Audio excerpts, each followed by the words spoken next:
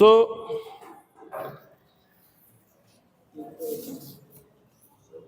layout and flow diagram.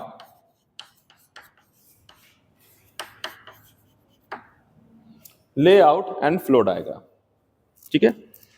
So purpose क्या है, मतलब हम जानना चाह रहे हैं arrangement.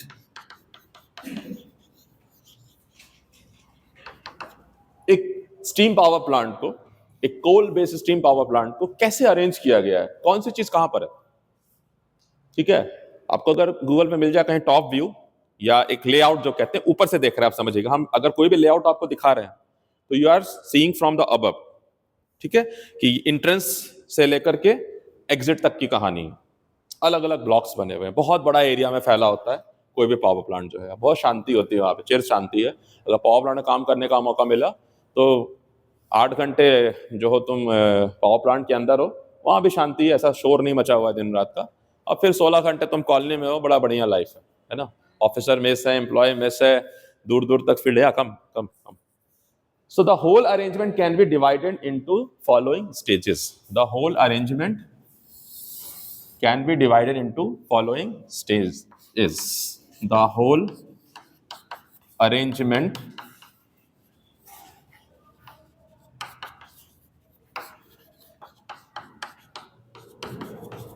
can be divided into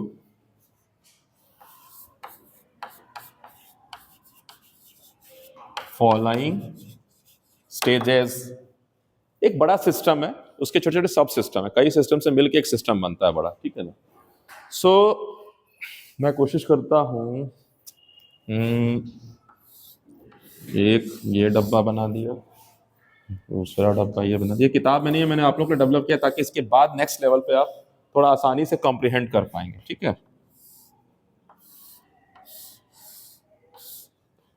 this is kind of block diagram.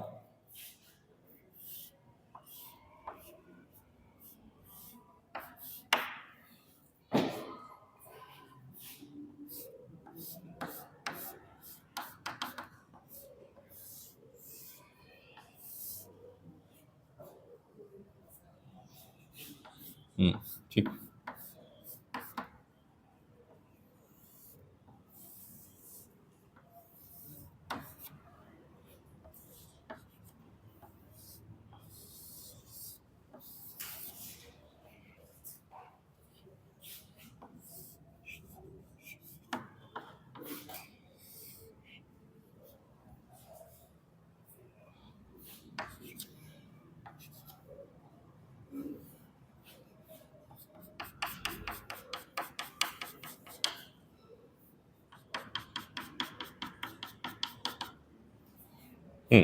अब इसका नामांकन कर देते हैं।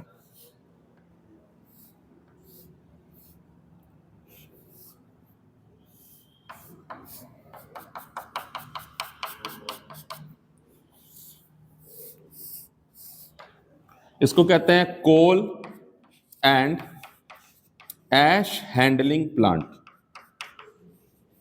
Coal and ash handling plant, ठीक है। इसका नाम है steam generating plant.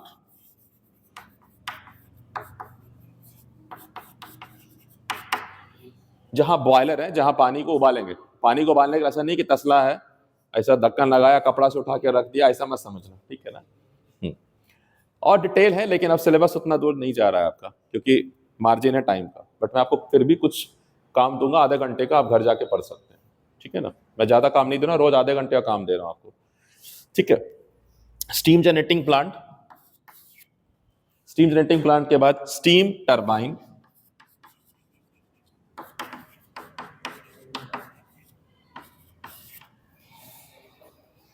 Steam turbine के बाद ऑल्टरनेटर। ऑल्टरनेटर सब सुने हैं, अच्छा, यानी एसी जनरेटर है ये। Alternating current generator is alternator. क्या ऑल्टरनेट हो रहा है इसमें, क्या बदल रहा है? ना ना ना ना ना, ऑल्टरनेटर में क्या चीज ऑल्टरनेट हो जा रहा है? मैकेनिकल इलेक्ट्रोमैकेनिकल में थोड़ी जाता, तो करंट का डायरेक्शन, करंट का डायरेक्शन, वोल्टेज की पोलैरिटी, कभी इधर कभी इधर कभी इधर कभी इधर, करंट कब जाता है आता है जाता है आता है। एसी तो पढ़ा है ना, एसी ऑल्टरनेटिंग करंट कहते हैं ना। तो ऑल्टरनेटिंग क्या हो रहा है करंट में? डायरेक्ट करंट में it is going unidirectional. Direct current मतलब आप समझ रहे कांस्टेंट, कांस्टेंट नहीं है। Direct current means unidirectional current, जो एक दिशा में बह रहा है। अब वो थोड़ा वेरी करते बह सकता है या कांस्टेंट भी बह सकता है, वेरिएबल भी हो सकता है डीसी, कांस्टेंट भी हो सकता है, साइनसॉइडल भी हो सकता है डीसी, हो सकता है साइन वेव का डीसी बन सकता है, साइन वेव का नहीं बन सकता है, नहीं। अरे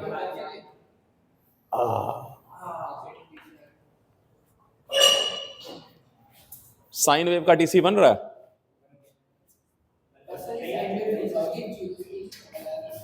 ये क्या होगा यार, मान लो ये 1 है तो ये 1 प्लस साइन थीटा है, और कुछ नहीं है। ये डीसी का मतलब डायरेक्ट करंट मींस यूनिडायरेक्शनल जो करंट है। वो पल्सेटिंग डीसी नहीं हो सकता है क्या? बनाया था pulsating DC.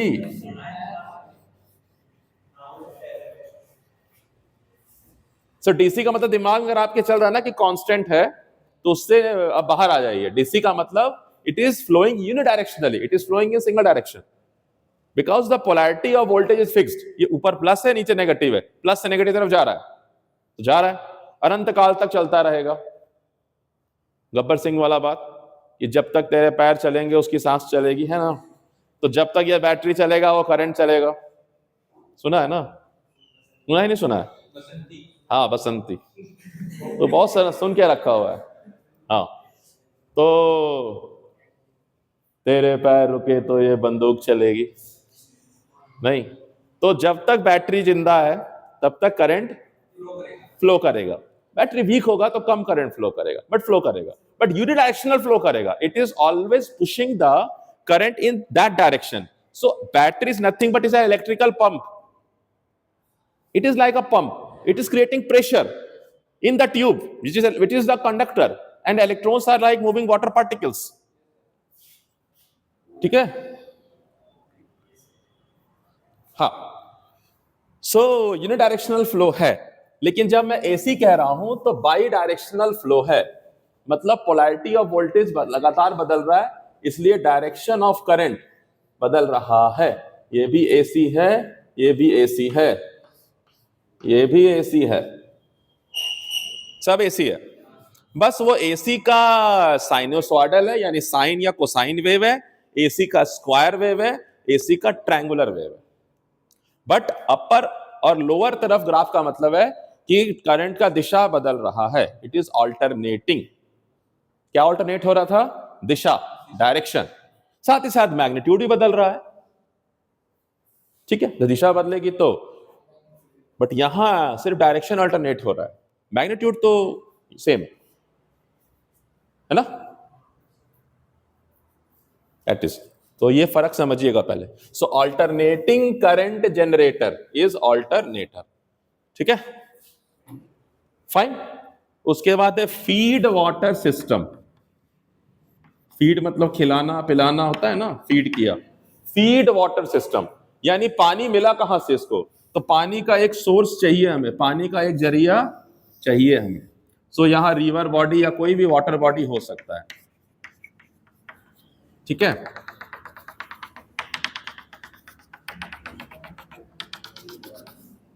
Feed water system, पानी चाहिए पहले तो पानी लेके आएंगे, फिर उस पानी को उबालेंगे, उसको उबालने के लिए कोयला चाहिए, उबालने के बाद स्टीम बन गया, स्टीम टरबाइन में भेजेंगे, टरबाइन घूमेगा, घुमा के अल्टरनेटर घुमाएगा, घुमा के से मिल जाएगी।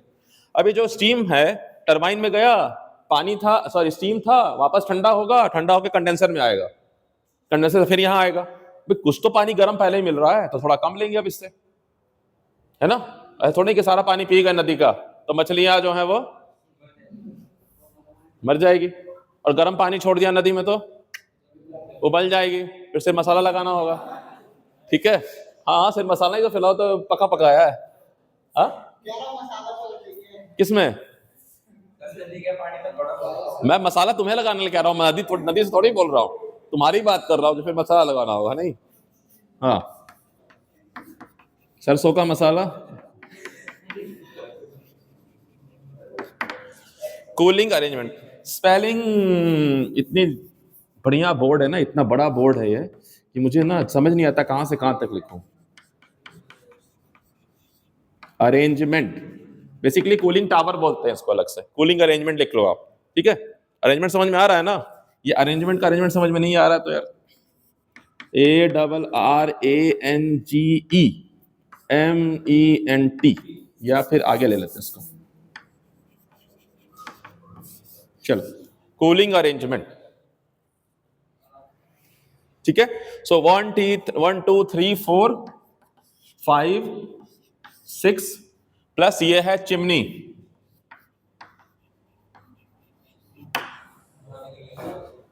भाई कोल बर्न हो रहा है, इसकी तो अलग कहानी है, आ जाओ, ठीक है। तो स्टीम जहां जनरेट हो रहा है वहां से धुआं भी निकलेगा, है ना। सो बहुत बड़ा डिसएडवांटेज है, पॉल्यूशन क्रिएट करेगा। तो कोयला जब जलाओगे तो अच्छा खासा एयर को पॉल्यूट करेगा। सो एक अरेंजमेंट करते हैं चिमनी का, और बहुत कुछ लगाए होते हैं उसमें, पॉल्यूशन को कैप्चर करते हैं। तो बहुत डिटेल है इसके अंदर, मतलब फैन लगा हुआ है कि जो खींचेगा उसको अपनी तरफ, और बहुत सारे अंदर चीज, इलेक्ट्रोस्टैटिक प्रेसिपिटेटर होते हैं जो उसको कैप्चर करते हैं, ऐसे करके बहुत सारा डिटेल बात है। बट वो डिटेल डायग्राम आपकी किताब में, हर किताब में वही दिया है, बट मुझे लगा कि पहले आपके लिए इसको सिंप्लीफाइड डायग्राम बना दे, फिर इसके अंदर आप विशेष जाकर के थोड़ा सा डायग्राम बनाएंगे 2-4 बार, तो फिर आपको बात समझ में आ जाएगी। ऐसा बहुत बड़ा बात नहीं है। सो ये 6 तरह की बातें हैं। वाटर बॉडी हो गया, और फाइनली ये जो है स्विच यार्ड।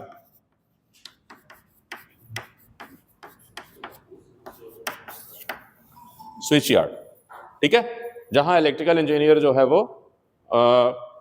इलेक्ट्रिकल जनरेशन तो हो चुका, अल्टरनेटर तक का हिस्सा मैकेनिकल इंजीनियर वालों का है, ठीक है। अगर आप स्टीम पावर प्लांट स्टेशन में जब जाएंगे तो बहुत बहुत बड़ी बिल्डिंग्स होगी, क्योंकि वहां से पावर जनरेट हो रहा है। हम लोगों ने जो विजिट किया था तालचेर कन्हैया, जब मैंने विजिट किया था 3000 मेगावाट का जनरेशन था, तो 6 यूनिट्स चल रही थी, 500 मेगावाट की एक यूनिट थी। तो जनरेटर साइज था, ये रूम जितना बड़ा था उतना बड़ा जनरेटर साइज था। और नॉर्मल अगर आप जनरेटर चलाएंगे घर में तो उसका वाइब्रेशन होगा ना, इट विल वर्क। सो अब सोचो कि जनरेटर 6 रख देंगे बिल्डिंग में, तो बिल्डिंग का क्या हाल हो, बिल्डिंग का क्या, मैं अब गिरा भाई या तब गिरा, बचा लो बचा लो। तो उसको बचाने के लिए क्या करते हैं कि पूरा फ्लोर काट करके अलग किया हुआ होता है उस बिल्डिंग से, फ्लोर अलग डिजाइन किया जाता है जिसपे आप रखते हैं। मतलब मैं यहां खड़ा हूं तो ये सेक्शन ही अलग है, इट इज नॉट ना, बिल्डिंग के अंदर है बट बिल्डिंग से अटैच नहीं है। और अंदर फिर नीचे जैसे आप मशीन को वाइब्रेशन से बचाने के लिए स्प्रिंग पे रखते हो, पैड्स देते हो, सब मैकेनिकल वालों का काम है। So it's too big big work, ठीक है। उस जनरेटर को आप देखोगे, और उसके अंदर फिर हाइड्रोजन कूलिंग की जाती है क्योंकि बहुत गर्मी पैदा होती है। सो बहुत सारा कॉम्प्लेक्स नेटवर्क है, बहुत विशाल का है। मतलब आप ये रूम समझना, this room is the size of 1 generator. तो 6 जनरेटर लगाने के लिए समझ रहे हैं ना कितना एरिया चाहिए, ठीक है। पानी आप जब गर्म करके और ठंडा कर रहे हैं तो अलग से पूरा कूलिंग टावर सेक्शन होता है। ऐसा लगेगा कि आप अलग से एक एरिया ही चले जाइए जहां जलप्रपात हो रहा है और पानी गिर रहा है, वैसे करके टावर है, पहाड़ बना दिया है। कम से कम इस बिल्डिंग जितना ऊंचा है, थोड़ा इससे और ऊंचा टावर होता है, जिसमें पानी निकलते रहता है और ठंडा होते रहता है थोड़ा, ठीक है, जो कि सारा यूज नहीं कर रहे हैं आप, जो एक्स्ट्रा जो चीजें। सो कूलिंग अरेंजमेंट्स हैं, वहां से फिर वापस जो है हम उसको लेकर के आते हैं फीड वाटर सिस्टम में। जब नॉर्मल थोड़ा सा हो जाता है तब लेके आते हैं, ठीक है, और फिर ये चढ़ाते हैं। सो कोल, जहां कोल हैंडलिंग हो रहा है वहीं ऐश का हैंडलिंग में बहुत बड़ी मात्रा में जो है राख पैदा होती है, बहुत बड़ी मात्रा में। तो इतना है कि वो अगेन एक समस्या है हमारी प्रकृति के लिए, राख का क्या काम करेंगे। तो राख से बनाए जाते हैं ईंटें। आप जो बहुत सारे देखेंगे बिल्डिंग्स में जो है, आप बोलते हैं कि ऐश बेस्ड है ना वो, यस, हाँ, हैवी नहीं होती है, बट ठीक है ना, हम कम से कम इस्तेमाल तो कर रहे हैं, ठीक है। सो हम लोग एक जगह खड़े थे और एकदम संगे मरमर का लग रहा है, सफेद सफेद दूर तक ऐसा प्लेन। उधर इंजीनियर बोला कि ये प्लेन नहीं है, ये पॉन्ड है ऐश का, इधर पत्थर मारोगे तो धपाक इतना शांत था वहां कि एक तो पल लगा, ठीक है समझ तो गए कि यार एकदम सॉलिड नहीं है, लेकिन इतना शांत लगेगा। तो ऐश हैंडलिंग अलग कहानी है पूरी। वहां से ब्रिक तैयार कर रहे थे हम लोग, ब्रिक देखते थे जाकर के, जब देखते थे बहुत बड़ा स्पैन था। मतलब आप पैदल चलते रहिए तो बहुत 2-2.5 किलोमीटर का आपका एरिया है जो कवर करना पड़ेगा आपको, उससे भी ज्यादा होता था कभी कभी। सो एनटीपीसी में हम लोग जब ट्रेनिंग किए थे तो मजेदार बात ये थी कि जो भी डीजीएम गुजर रहे हैं, कोई इंजीनियर गुजर रहे हैं, तो हाथ दीजिए, लिफ्ट देके आपको बैठा देंगे। तो अलग अलग गाड़ियों में बैठने का सौभाग्य मिल गया उस समय, है ना, ये चीज होती थी। बहुत कुछ था, मतलब कोल हैंडलिंग, ऐश हैंडलिंग यूनिट बिल्कुल अलग है। वो बहुत बड़ा यार्ड है, क्योंकि कोल जो आप लेके आ रहे हैं ना, अब समझिएगा कि जैसे मेरे ब्रदर एनटीपीसी में, तो वहां सीआईएसएफ लगी हुई है, सेंट्रल इंडस्ट्रियल सिक्योरिटी फोर्स, ठीक है। उसका काम है सिक्योर, क्योंकि किसी भी देश में अगर हमला होना, सबसे पहले पावर प्लांट तबाह कर दो। पावर प्लांट तबाह हुआ तो सारा मिसाइल फ्रैक्चर रुक जाएगा ना, लॉन्च क्या करोगे आप। सो ये जितने भी इंडस्ट्रीज होते हैं ये हाईली प्रोटेक्टेड है, इसलिए इनका तस्वीर आपको खींचने के लिए मना है। रोज गाड़ियां चेक होती हैं वहां पर, सब कुछ पता है, बट एक प्रोटोकॉल है जिसमें सब कुछ चेक होगा, आपकी गाड़ियों में सारा कुछ डिक्की की सब वो देखा जाएगा प्रॉपर, ठीक है। इन करते समय और आप फोटो नहीं ले सकते हो अदरवाइज, क्योंकि अगर देश से बाहर का मामला चला गया तो पता चल जाएगा कहां पे क्या है। तो ऐसे करके हाईली सिक्योर्ड रीजन है। तो जो कोयला भी आता है उसके अंदर भी कुछ हो सकता है थ्रेट समथिंग, तो वहां भी डिटेक्टर लगे होते हैं, मेटल डिटेक्टर लगे होते हैं। कोयले कितने बड़े टुकड़े आते हैं, तो रेल से आता है, रेल का वहां एक स्टेशन बना हुआ है जिससे, हाँ, और वो स्टेशन ऐसा होता है कि जहां पटरी खड़ी होती है उसके नीचे में फ्लोर होता है, क्योंकि वो हॉप होता है, नीचे से खुल जाएगा और सारा कोयला नीचे नीचे फिर एक कन्वेयर बेल्ट होता है जिसपे वो इकट्ठा करते हैं, फिर उस कन्वेयर बेल्ट से चढ़ाते हैं मील में। मील 5वां मंजिल पे जाता है, 5वां, चौथा, तीसरा, ऐसे करके वो उसको पाउडर्ड करते हैं, पल्वराइज्ड कोल कहते हैं। सरफेस एरिया बढ़ा देते हैं तो वो टुकड़ा तोड़ता है, फिर अगले लेवल तोड़ता है, ऐसे करके बिल्कुल भूरा। फिर वो स्टॉक इकट्ठा करते हैं कि अगले हफ्ते भर का स्टॉक है। 6 लाख टन स्टॉक मैंने देखा हुआ रखा हुआ था कोयले का, बोला ये 2 हफ्ते का टन मान लीजिए स्टोर रखा हुआ है कि स्ट्राइक हो जाए वगैरह वगैरह हो जाए। तो बहुत बड़ा अलग काम है पूरे हिस्से को कंट्रोल करना। कंट्रोल कौन कर रहा है? इंजीनियर। कौन सा इंजीनियर? डिग्री इंजीनियर, ठीक है। सो डिग्री इंजीनियर बनिएगा तो कम से कम कंट्रोल रूम में बैठिएगा जाकर के। कैसे कंट्रोल कर रहा है? कंप्यूटर बेस्ड सिस्टम है, व्हील चलाना है, यहाँ से क्लिक किया स्क्रीन पर, वहां हो गया। सो बहुत दूर तक इंसान ही नजर नहीं आएंगे आपको, 2-4 लोग होंगे जो अगर मील में कोई पत्थर अटक गया समथिंग है तो देन दे विल आस्क की वो पीपल्स को कि भाई वहां जाके इसको ठीक करो। सो सारे लोग कंट्रोल रूम में बैठे हुए हैं मैक्सिमम लोग, और फिर साइड विजिट पे इंजीनियर जा रहा है तो 1-2 सुपरवाइजर उनके साथ है और जितने आपके वो जो टेक्नीशियन है वगैरह वगैरह होगा, ठीक है। ऐसे करके जो है बॉयलर सिस्टम है, बहुत बड़ा हिस्सा है। बॉयलर को चार्ज करते समय बहुत सारे रिस्क हैं, बहुत सुपर हीट होता है, so it is to risky. अभी बॉयलर का देखिए कहाँ का फटा था पावर प्लांट में, है ना, ऊंचा हारे फटा था। अभी कुछ दिन पहले और भी हुआ, ब्लास्ट हुआ, 6 इंजीनियर बिल्कुल झुलस गए और साथ में। सो रिस्की भी है, इसलिए हम लोग जाते तो कैब दिया जाएगा। अब तो इंश्योरेंस इसलिए बोल दिया, पहले ट्रेनिंग करा देता हूँ क्या इंश्योरेंस चाहिए, नहीं तो भाई इट्स टू रिस्की। बहुत सारी बातें हैं। स्टीम टरबाइन अगेन बहुत बड़ा सेक्शन है, जो मैं कह रहा हूँ जो जनरेटिंग प्लांट है, स्टीम टरबाइन बहुत बड़ा सेक्शन, इसके भी 3 स्टेज होते हैं। सो इतना सिंगल ब्लॉक नहीं है, ठीक है। जनरेटर तो चलिए आप जानते हैं, बट इस साइज का नहीं है, that big size, big size, ठीक है। और फीड वाटर मतलब मैं रिवर बेड से पानी लूंगा और फिर ये रिसाइकिल करूंगा, कूलिंग अरेंजमेंट पे वो कूल हो जाएगा जहां पे, वापस उसको यूज करूंगा। रैंकिन साइकिल ये हो रहा है आपका, this is your Rankine cycle, है ना, दिस साइकिल इज योर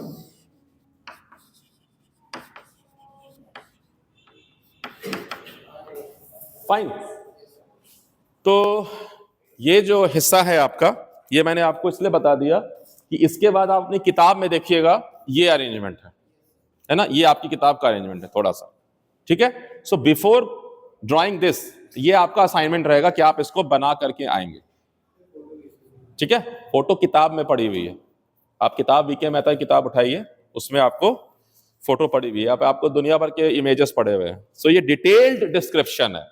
अब मैं एहतियातन क्यों बोल रहा हूं आपको कि आप जो है इतना डिटेल में अगर जाते हैं थोड़ा बहुत तो आप कुछ नाम जान जाएंगे, ठीक है, जो जरूरी है आपके लिए। सो ऐसा असाइनमेंट मैं आपको दे रहा हूं, और maybe I will ask you to come and speak on Friday, ठीक है। सो आप इसको तैयार करेंगे, वो मार्क्स बेस्ड इवैल्यूएशन है आपका, ताकि आपको सीखें। और जब आपको कुछ वहां पे इन बिटवीन मैं आपको वो साथ साथ इंटरैक्टिव टीचिंग करूंगा, अभी बोर्ड पे डायग्राम बना के टीचिंग नहीं करूंगा इसका, मैं आपको जो हूं समझाते जाऊंगा। जैसे सिंपल बता रहा हूं कि यहाँ पे coal and ash handling plant है, तो 2 यूनिट्स दिखा रहे हैं अंदर में, ठीक है। अगर आप बुक खोलिएगा, cold storage and cold handling, तो 2 चीज है, एक स्टोरेज है, एक हैंडलिंग है। वैसे ही ऐश स्टोरेज, ऐश हैंडलिंग। तो यहां आप जब सेक्शन खोलेंगे स्टीम जनरेटिंग प्लांट के अंदर बॉयलर्स है, तो मैं इसका अगर डिटेल व्यू दिखाऊं थोड़ा सा मतलब समझिए कि यहां पर मैं एक लगा दूं बहुत बड़ा लेंस, ठीक है। भगवान जी जो है उन आसमान में जाके उनसे हमने जो है लेंस खरीद लिया है ना, और लेके आ गए, या चलो तपस्या कर लिया, ओम जो भी है, और भगवान प्रकट हुए, बोले क्या चाहिए, बोले बहुत बड़ा लेंस चाहिए, पावर प्लांट को देखना है मुझे, है ना। सो यहां आप देखेंगे कि यहां इसके अंदर में ऐसे करके बॉयलर सेक्शन है, मान लीजिए, ठीक है। तो देख रहे हैं कोल हैंडलिंग प्लांट में कोल जो है स्टोर होके यहां से जा रहा है, ऐश जो है यहां से वापस आ रहा है, तो ये कोल हैंडलिंग हो जाएगा, ये ऐश हैंडलिंग हो जाएगा, कमिंग आउट इधर ही रह जाएगा ये हिस्सा, है ना, ऐसे करके, ठीक है। मिटा दूं इसको। तो ये आप जो है तैयार करेंगे for the Friday, and you will पहले रफ में 3-4 बार बनाएंगे स्कीमेटिक डायग्राम, ऐसा नहीं कि आप एक बार देखेंगे और बस उतार के ले आएंगे। I need 4 to 5 pages of the same diagram, do not photocopy it, ठीक है, कि एक बना के फोटोकॉपी कर लिए, है ना। तो आपको बनाना है 4 पन्ने जमा करने हैं, टोटल 5, 4 रफ वाले और 5वां फेयर वाला, मतलब जब तक आप फेयर बना ना लो तब तक आप मत रुकना। मैंने 4 कहा है, अगर 3 पे हो जाए अच्छी बात है, ठीक है, 40 पे हो तो भी कोई बुरी बात नहीं है, उसको बनाना है दिमाग में, तभी वो बैठेगा और तभी एक पन्ने की बात जो मैं आपको सेंड करूंगा उसको पढ़ोगे तो समझ में आएगा, ठीक है ना। सो थोड़ा सा डिटेल डिस्क्रिप्शन में चाह रहा हूं आप सीख लो, ताकि आपके लिए जो है ना वो अच्छा रहेगा। मैं अभी एक बार पढ़ के समझा देता हूं अंदर की जो बातें हैं, क्योंकि मैंने ब्लॉक डायग्राम पहला दिखाया क्या है, सिंप्लीफाइड स्कीमेटिक डायग्राम है, थोड़ा सा मोर डिस्क्रिप्टिव, जो हमने आपको भी असाइनमेंट पे दिया है। So steam power plant operates by converting thermal energy from coal combustion into electrical energy. Main step क्या है, कोल एंड ऐश हैंडलिंग। तो वहां पे कोल इज ट्रांसपोर्टेड, बाहर से आएगा, या तो हम जहां कोयला का भंडार है वहां पावर प्लांट बैठा दें, पता चला नदी है ही नहीं, तो नदी का पानी लेके आना ज्यादा मुश्किल होगा, नदी के किनारे बसा देते हैं, कोयला लेके आ जाएंगे, है ना, कोई एक चीज चलेगा। तो coal is transported to the plant, stored and pulverised, बिल्कुल पूरा बना देंगे हम, ठीक है, क्योंकि सरफेस एरिया खुल जाएगा। पानी जब आप पोछा लगाते तो क्यों सूख जाता है जल्दी, मालूम है, हवा आती है, आप उसको ज्यादा सरफेस पे फैला देते हैं तो जल्दी एवोपरेट कर जाता है ना, और कुछ नहीं है। सो उसी तरह से पल्वराइजेशन होगा तो कंबशन इफेक्टिव होगा, ठीक है। अगर मैं कोयला ऐसे जला रहा हूं तो सिर्फ बाहर का जो एरिया लेयर है उतना जल रहा है, लेकिन इसको पल्वराइज कर तो सारा खुल गया सामने, ठीक है, ऐसा चीज है। तो is fed to the boiler, pulverised coal is fed to the boiler where it burns to produce heat, ash from the combustion is removed and stored for disposal. Disposal कर रहे हैं या आप तो हम ब्रिक बना रहे हैं। दूसरा क्या है, स्टीम जनरेटिंग प्लांट, उसके अंदर में हिस्से हैं जैसे बॉयलर, बॉयलर ने उबाल दिया, फिर एक है सुपर हीटर, बॉयल तो कर दिया, स्टीम बन गया, लेकिन अभी स्टीम में अभी भी भाप में कुछ कण हैं पानी के, एकदम स्ट्रॉन्ग हीट कैरी नहीं कर रहा है खाली, it is still carrying some amount of water, ये ठीक है। So this boiler converts water into high pressure steam using coal combustion, फिर उसमें से flue gas pass through the superheater, economiser, air preheater before exiting via the chimney. तो कुछ और चीजें हैं जो उसमें शामिल हैं, तब इसलिए चिमनी का हिस्सा बनाया गया। सुपर हीटर जो है ना, dries and superheat the steam to improve efficiency and prevent the turbine blade corrosion. क्योंकि मान लीजिए कि जैसे आप ना गर्म पानी का भाप लेते हैं ना, आपके चेहरे पे भी पड़ता है, जैसे वो भाप हट जाता है ना, भाप तो टकरा के रुक नहीं जाता ना, भाई मैं तो यहीं रुका रहूंगा, भाई क्या बात है, नहीं ना, भाप टकराता है चला जाता है, लेकिन आपका चेहरा क्या होता है, वाटरी हो जाता है। So some amount of steam condenses on your face also, है ना, क्लीन होता है कि भाई स्टीम लिया सूखा सूखा है, नहीं है। तो steam is wet steam and dry steam. So steam is still अभी वेट है, टकराया पानी मिला, तो अगर ये ब्लेड पे पड़ेगा और ब्लेड पे पानी रह जाएगा तो क्या होगा, कोरोजन हो जाएगा, खराब हो जाएगा। तो हम सुपर हीट करते हैं कि पानी का कोई टकरा रहा है लेकिन बिल्कुल ड्राई स्टीम, इसलिए सुपर हीटर होता है, ठीक है ना, ऐसे करके। उसके बाद स्टीम टरबाइन है, सुपर हीटेड स्टीम जो है ड्राइव्स द टरबाइन, टरबाइन के भी कई 2-3 स्टेजेस हैं, ठीक है, इंटरमीडिएट टरबाइन है, ऐसे करके, जरूरत है तो हम देखेंगे। Converting heat energy into mechanical energy, heat energy of the steam into mechanical energy of the turbine, exhausted steam is sent to the condenser. Condenser मतलब क्या होता है? जो कोई चीज को कंडेंस कर दे। कंडेंस का मतलब होता है नजदीक ला दे, समेट दे, यानी एयर को कंडेंस किया है, लिक्विड को, एयर वेपर को कंडेंस किया, वाटर वेपर को, तो लिक्विड बन गया। तो कंडेंसर है, वहां आके वो क्या होता है, वापस ट्रांसफॉर्म कर देता है अपना फिजिकल स्टेट। हाँ, या it is like a compressor. हाँ, ठीक है, बट यहां कंडेंसर बोल रहे हैं। और उसके बाद अल्टरनेटर हो गया, the turbine drives the alternator converting mechanical energy into electrical energy. Feed water system जो है कंडेंसेट फ्रॉम द कंडेंसर, यानी जो पानी हमने पानी बना दिया है स्टीम से, उसको हम फीड वाटर सिस्टम में लेके आते हैं। और cooling system, cooling condenser uses water from river और lakes to cool the exhaust steam. If water is scarce, cooling tower recycle hot water for use. So दोनों चीजें कूलिंग सिस्टम हो सकता है। कूलिंग सिस्टम का क्या मतलब हो गया कि मान लीजिए ये हॉट स्टीम आया यहाँ और इसको कंडेंसेट करना है, तो हीट एक्सचेंज तो करना है ना। तो हमने क्या किया, नदी का पानी को ऐसे फ्लो कराते हुए निकाल दिया वापस, तो क्रॉस हो रहा है। जैसे ट्यूब गर्म करता है ना, पानी गर्म, जो ट्यूब होता है उसमें गर्म होता है, पानी ठंडा होता है, इधर पानी गर्म है, ट्यूब ठंडा है, तो हीट एक्सचेंज हो जाएगा। सो यहाँ पे क्या होगा, ये कूल करके थोड़ा निकल आएगा। या फिर हम अगर जहां थोड़ा स्कैर्सिटी है वाटर का, तो वहां क्या करते हैं, कूलिंग टावर बनाते हैं अलग से, ठीक है। तो जाके देखने का मजा कुछ और है ना। The cycle repeats continuously for the steam power generation. इतनी सी बात है। तो ये एक पन्ने का मटेरियल है। मैंने आप लोग के लिए इसको जितना ब्रीफ कर सकता था, कि ज्यादा दिमाग पे होता ना, आटा माली सटकली है ना, तो आजा क्या है वो नहीं है, कुछ है ना ऐसा कुछ, अट्टा माजी सटकली ऐसे करके, मैं कहा वो नहीं होना चाहिए। तो आप जो है पहले इतना पढ़ लीजिए एक पन्ने का। अगर आपको और रुचि आए विशेष, तो फिर आप किताब को और डिटेल में पढ़िए, बट पहले प्रायोरिटी ये है कि हम सारा सिलेबस कंप्लीट करना है। वैसे स्टीम पावर पर बैठ जाएंगे जाकर के तो बहुत आनंद देगा, है ना। मैं स्टीम पे नहीं बैठने के लिए बोल रहा हूँ, स्टीम पावर प्लांट की पढ़ाई पे बोल रहा हूँ। आनंद बहुत आएगा, लेकिन हमें अभी हाइड्रो पे भी जाना है, न्यूक्लियर पे भी जाना है, फिर लोड कर पढ़ना है, डिस्ट्रीब्यूशन पढ़ना है, फिर ट्रांसमिशन पढ़ना है। ऐसे कि आपका सब्जेक्ट जो है ना, ये पहले 2 होता था, जान लीजिए। इसको एक सेमेस्टर में रखा गया है। पहले जनरेशन एंड इकोनॉमिक कंसिडरेशन एक सेमेस्टर पढ़ते थे, ट्रांसमिशन डिस्ट्रीब्यूशन अलग सेमेस्टर पढ़ते थे। अभी क्या है, दोनों कंबाइन हो गया, मर्ज हो गया। सो इसलिए सेम अमाउंट ऑफ सिलेबस नहीं रहा और अमाउंट ऑफ टाइम भी अलग है, ठीक है। सो फिर भी मैं आपको बोलूंगा कि आप उससे हमेशा बियॉन्ड पढ़िए, क्योंकि देखिए इलेक्ट्रिकल इंजीनियर जो है वो मशीन्स और पावर सिस्टम पे ही अपना जीवन यापन करता है, मशीन्स पर एंड पावर सिस्टम पर। बाकी अगर आप कंट्रोल सिस्टम पढ़ लीजिएगा तो आप राजा हैं वहां के, क्योंकि वो कोई टच ही नहीं करता है, लोग छोड़ देते हैं। और पावर इलेक्ट्रॉनिक्स पढ़ लिए तो फिर आप जो है सम्राट हैं, है ना।